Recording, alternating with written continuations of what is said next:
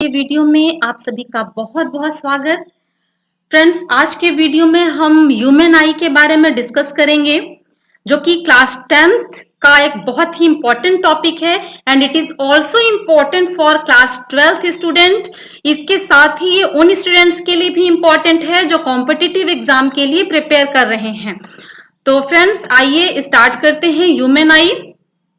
आप देख रहे हैं फ्रेंड्स, यहाँ ह्यूमन आई का जो डायग्राम लिया है हमने, क्रॉस सेक्शनल डायग्राम है।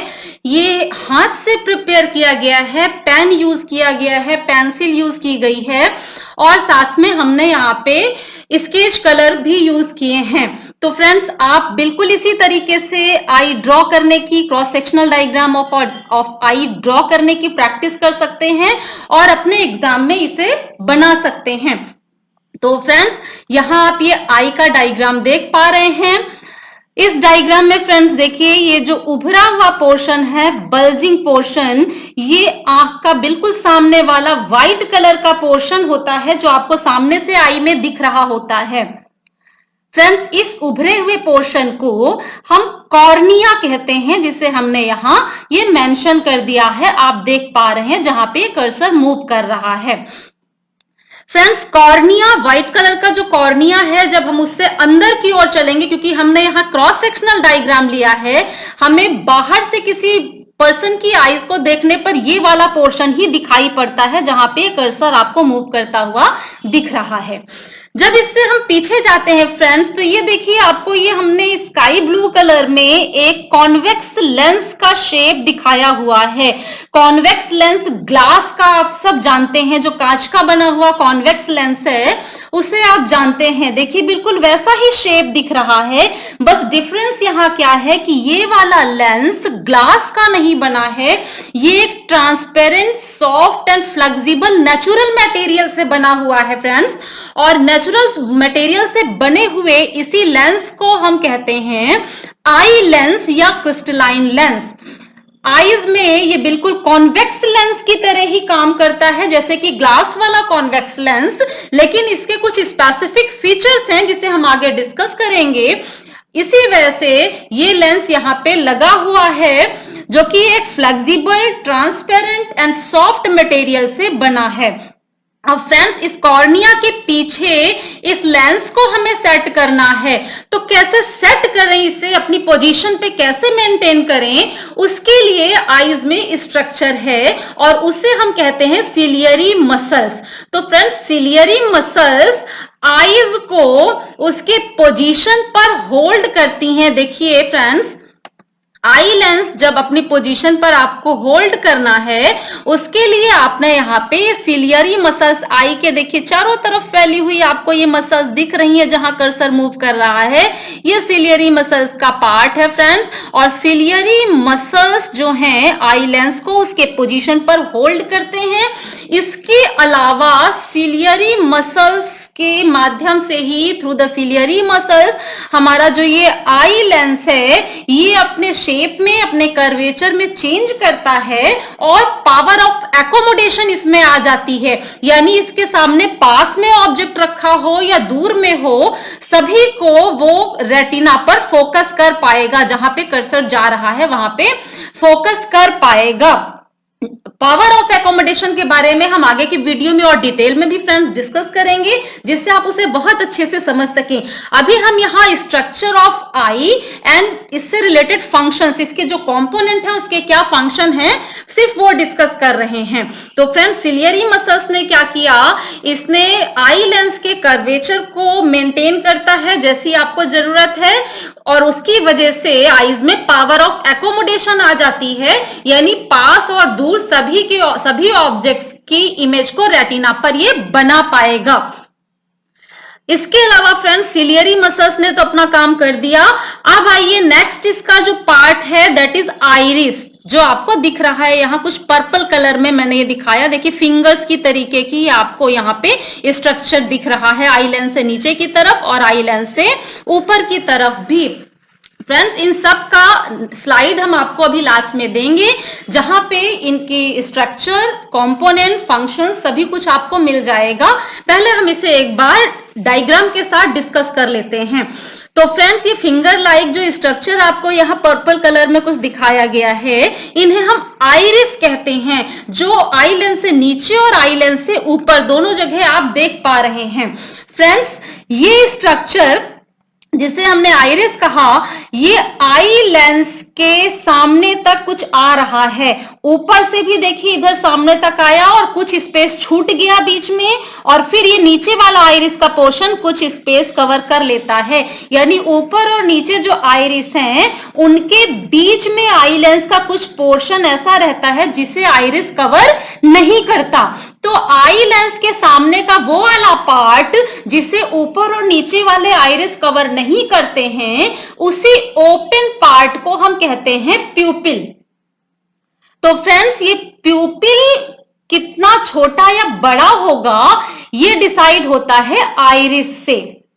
फ्रेंड्स, प्यूपिल का छोटा या बड़ा होना ही ये डिसाइड कर देगा कि कितनी लाइट लेंस पर जाकर के इंसिडेंट होगी और उससे क्रॉस करके जाएगी। क्योंकि फ्रेंड्स, कॉर्निया पे आने वाली जितनी लाइट है वो कॉर्निया को क्रॉस कर जाती है।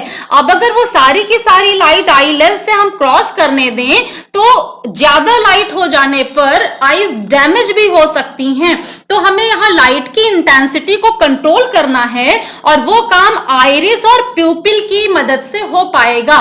फ्रेंड्स, आइरिस फैल कर प्यूपिल के साइज को छोटा कर सकती हैं, और आइरिस कॉन्ट्रैक्ट कर जाए, सिकुड़ जाए, तो प्यूपिल का साइज बड़ा हो जाता है। अब अगर आप ऐसी जगह पे हैं जहां पे लाइट बहुत ज्यादा नहीं है, यानी कम लाइट में आपको देखना है, तो आइरिस सिकुड़ जाएगी, कॉन्ट्रैक्ट कर जाएगी, प्यूपिल का साइज बड़ा हो जाएगा, जिससे कॉर्निया पर गिरने वाली ज्यादातर लाइट आई लेंस के थ्रू एंटर कर जाएगी और आपको कम रोशनी में भी, कम लाइट में भी रेटिना पर उस ऑब्जेक्ट का इमेज मिल जाएगा।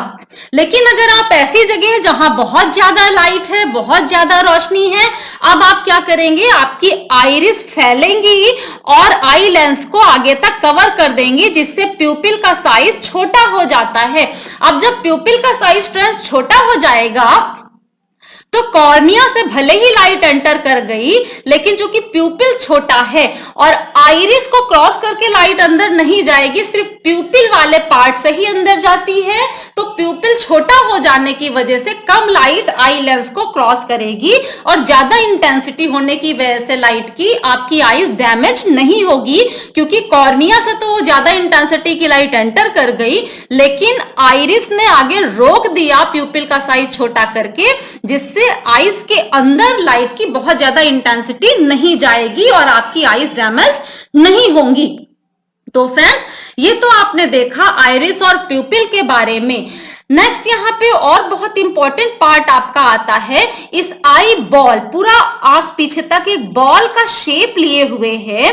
अब ये शेप कैसे मेंटेन हो और आईज की हेल्थ कैसे मेंटेन हो, तो आई बॉल का पूरा शेप मेंटेन रहे और आईज की हेल्थ मेंटेन रहे, उसके लिए यहाँ आईज के अंदर कुछ फ्लूइड होता है, लिक्विड होता है, और वो लिक्विड अगर कॉर्निया और आई लेंस के बीच वाला ये लिक्विड है, तो फ्रेंड्स इसको हम नाम देते हैं एक्वियस ह्यूमर।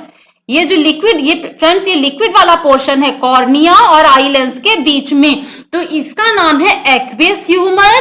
और पीछे की तरफ अगर हम और जाते हैं फ्रेंड्स, तो आई लेंस और सबसे पीछे रेटिना वाला जो पोर्शन है, इसके बीच में ये वाला पार्ट भी लिक्विड है, और इस लिक्विड वाले पार्ट को हम नाम देते हैं विट्रियस ह्यूमर। इन दोनों लिक्विड का काम फ्रेंड्स आई बॉल के शेप को मेंटेन करना है और आईज की हेल्थ को मेंटेन करना है।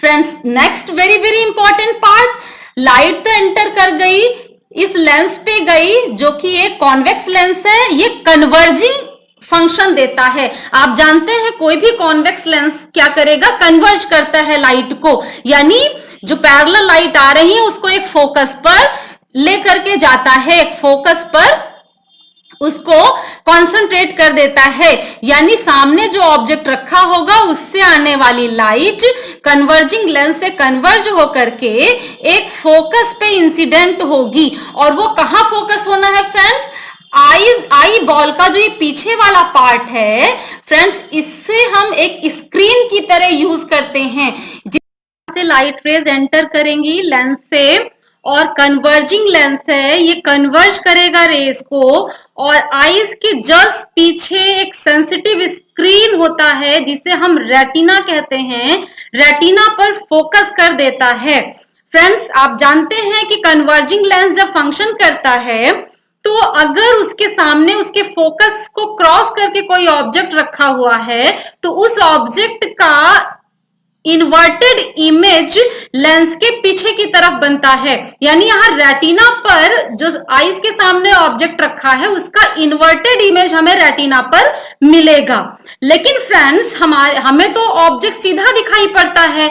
उसका रीजन क्या है कि यहां देखिए फ्रेंड्स, ये येलो कलर से जो फैली हुई दिखा रहे हैं ये ऑप्टिक नर्व्स कही जाती हैं। फ्रेंड्स, ये ऑप्टिक नर्व्स जो है इस इन्वर्टेड इमेज का, जो कि सेंसिटिव स्क्रीन रेटिना पर बनता है, उसके मैसेज को लेकर के ब्रेन तक जाता है, और ब्रेन में वो मैसेज डिकोड होकर के रेटिना पर जो इन्वर्टेड इमेज बना था उसको इरेक्ट की तरह मैसेज हमें देता है, यानी हमें सीधा दिखाई पड़ता है ऑब्जेक्ट, जबकि उसका रेटिना पर इन्वर्टेड इमेज बनता है, और ये पॉसिबल हो पाता है ऑप्टिक नर्व्स की वजह से। यहां फ्रेंड्स, एक और इंपॉर्टेंट बात आपको बता दें कि रेटिना में अलग अलग तरीके के सेल्स हैं, जैसे रॉड्स एंड कोन्स नाम के। तो जो रॉड्स नाम के सेल्स हैं वो इंटेंसिटी ऑफ लाइट के लिए सेंसिटिव होते हैं। वो ये रीड करके बताते हैं कि जो ऑब्जेक्ट हम देख रहे हैं वो कितना इंटेंस है, कितनी लाइट एंटर करती है जो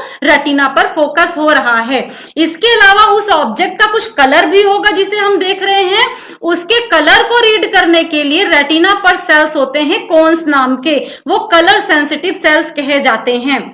फ्रेंड्स, इसी रेटिना पर एक पॉइंट ऐसा भी होता है जो कि पूरी तरह से लाइट के कलर और इंटेंसिटी के लिए इनसेंसिटिव है, ये किसी भी तरीके से रीड नहीं करता है लाइट को। इस पॉइंट को हम ब्लाइंड स्पॉट कहते हैं, और ये वो पॉइंट होता है जहां से आपके ब्रेन को कनेक्ट करने वाली ऑप्टिक नर्व आई बॉल में एंटर करती हैं। इन्हीं सब चीजों को फ्रेंड्स हमने आगे के अपने स्लाइड्स में आप दिखा दिया है। कॉर्निया हमने डिस्कस कर लिया, it is the front part of the eye and made of transparent substance, it is bulging outside. Friends, इसके बाद हमने आइरिस एंड प्यूपिल्स डिस्कस किया था। Just behind the cornea there is iris, the hole in the middle of the iris is called the pupil. Iris control the size of pupil according to intensity of light, and pupil appears black because no light is reflected from it.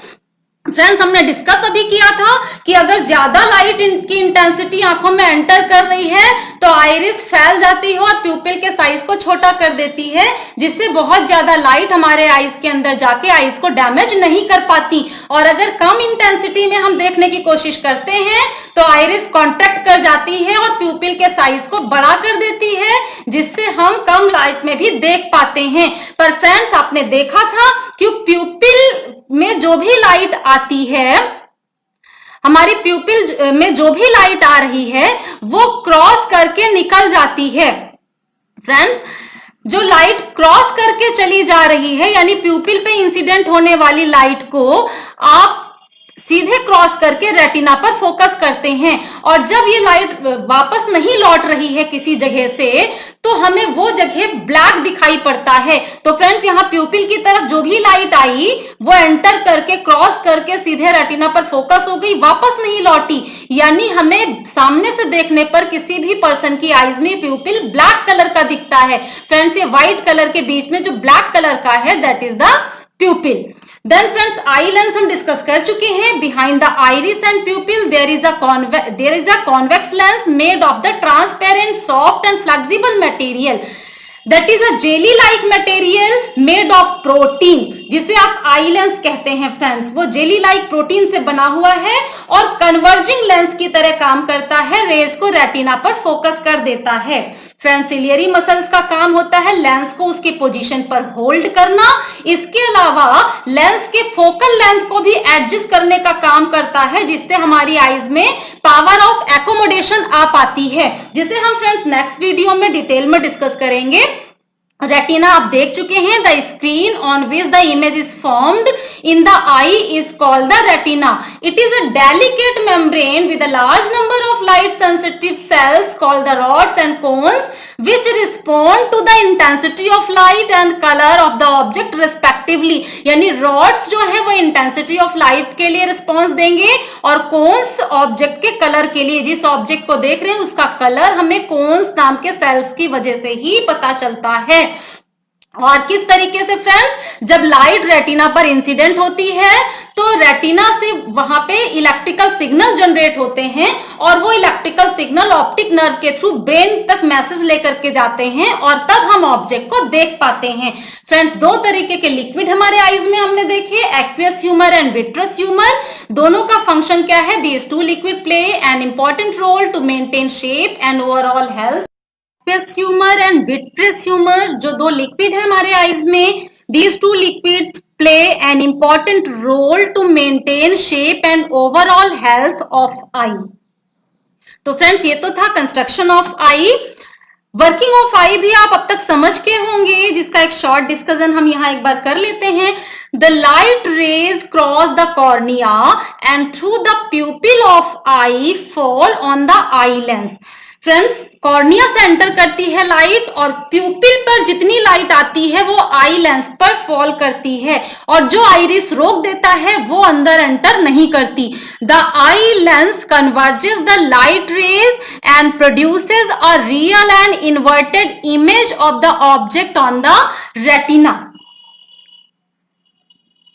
Friends, इस तरीके से एक inverted image retina पर बन जाता है, जिस message को इलेक्ट्रिकल सिग्नल में रेटिना कन्वर्ट करता है and the image formed on the retina is conveyed. उस इलेक्ट्रिकल सिग्नल के फॉर्म में मैसेज कन्वे करता है रेटिना। किसको मैसेज कन्वे करता है? To the brain. और कैसे कन्वे करता है? By the optic nerves which produces the sensation of vision, और हम ऑब्जेक्ट को देख पाते हैं। फ्रेंड्स, उल्टा इमेज बना है लेकिन हमारा ब्रेन जो है उसका एक सीधा मैसेज डिकोड करके हमें देता है और हम ऑब्जेक्ट को सीधा देख पाते हैं। Although the image formed on the retina is inverted, our mind accept it as an erect.